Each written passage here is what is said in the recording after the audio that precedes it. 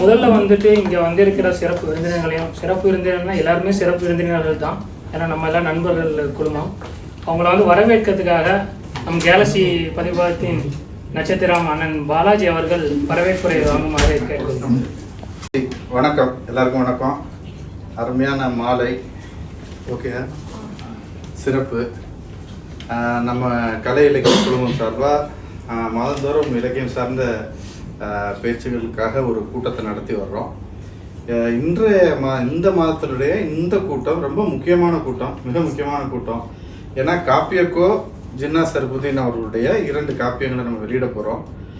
நம்ம வாழும் காலத்தில், நம்ம சமகாலத்தில் மரபில் எழுதக்கூடிய எனக்கு தெரிந்த இத்தனை காப்பியங்கள் படைத்த ஒரே ஒரு இலக்கிய ஆளுமே நம்ம காப்பியக்கோ.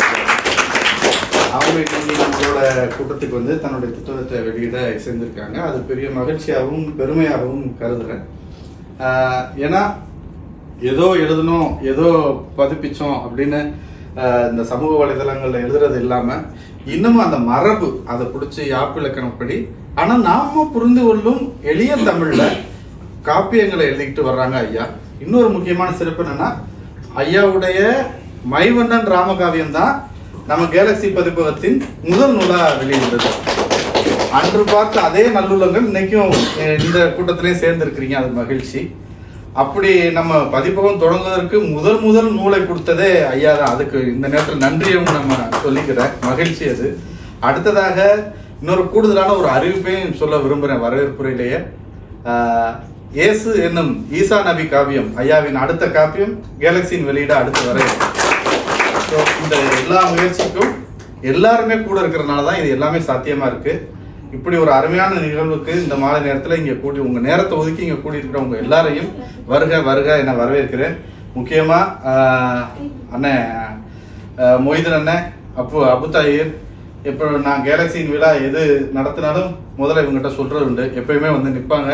அதே போல இன்னைக்கும் வந்து இந்த விழா சிறப்பு நடக்கிறதுக்கு அவங்க காரணமா வந்திருக்கிறாங்க. அவங்கள வரவேற்கிறேன். காப்பியக்கோ ஐயா, எங்க அம்மா ஹீரோயின், அவங்க தான் முக்கியம், அவங்களாலதான் நாங்கெல்லாம் இருக்கோம். அதனால எங்க அம்மாவை வருக வருக நான் வரவேற்கிறேன்.